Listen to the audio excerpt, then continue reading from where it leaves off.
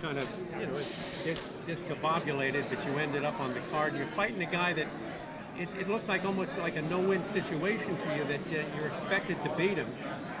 But most people don't think he's got a chance. Most people don't think anyone has a chance against you. Well, you know, that's their perception of it. You know, I'm pretty sure when, you know, I went up against Dominic Cruz, I had an expectation that I was going to beat him, and I came up short. So, you know, anything can happen in mixed martial arts. All it takes is one mistake, and then, you know, stuff happens. Well, you're a real fanatic about training and the latest techniques and so forth.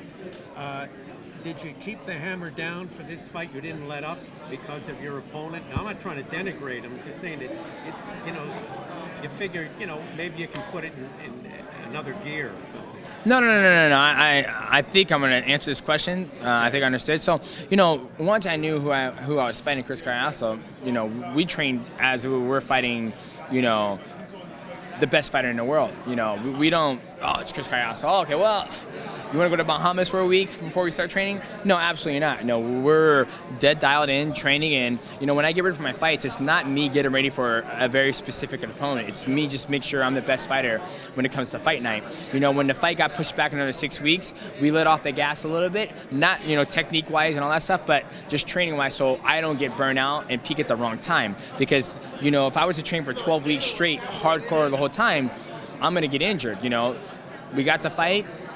Started training super hard the last 2 weeks. We started, you know, toning it down a little bit, and just working on different things. And then it was like, okay, I'm about to peak. Oh, hey, change. You're going to fight another 6 weeks, so we're just going to add another 8 weeks onto your camp. Okay, well, I'm ready to fight. So do we just keep on pushing and go through that? No, you got to back off and let your body heal, relax, because we just got in good shape in 4 weeks, and I'm already past that point. So you back up just a little bit and then hammer it again. Introduced you to the cutting edge techniques of training, because you're known for that probably better than anybody? I would say my coach is Matt Hume. You know, he's fought for many years, and I asked him all the time, I was like, if there was something you could do different when you were training for your fights, what would it be? And he goes, it'd honestly be my training. Like, I would go literally so hard that I always injure myself, and that's why, you know, I don't want the same thing to happen to you. So he's very, you know, big on, like, less is more, where more, you know, is less. All right. I'm not sure I understand what you're not just kidding. Oh, okay, I was going to explain to you. Okay, good.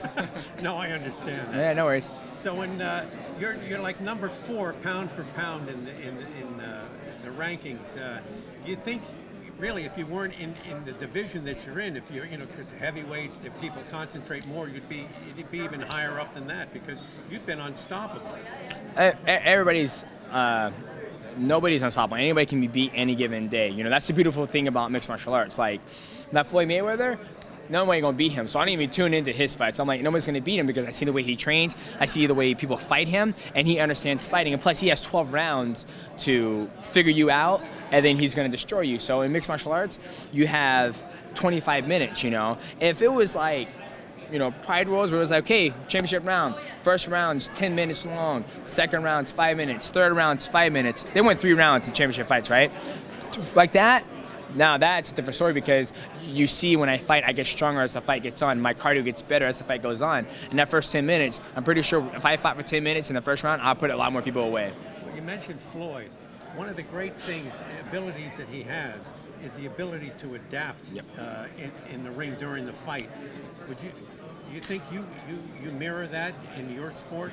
I would like to think so. You know, a lot of people always, you know, give Floyd Mayweather shit because he's not out there fighting and brawling and all that stuff. He's making guys miss. He's picking them apart. And he walks out of the fight, he has no damage. He might have a bloody nose. And, you know, you see when I fight, there's maybe been, I think, a couple cases where I get, like, you know, I get hit hard and my nose is bloody and all that stuff, but rarely do you see me go out there and start slugging away and just throwing hands and giving the guy opportunity to capitalize on me. I'm not about that. I'm gonna go in this fight, I'm gonna hit you as much time as I can without you hitting me once. Yeah, absolutely. You know, and at the same time, a lot more people, you know, they appreciate Floyd Mayweather and his skill set because the way he fights and they understand it. But there's still a huge let's not forget, you know, the whole world isn't on the Floyd Mayweather bandwagon. You know, he still has a huge, you know, popularity that still don't like the way he fights. They're like, oh, he's a coward. He runs all the time, and it's like, dude, the name of the game in boxing is to hit,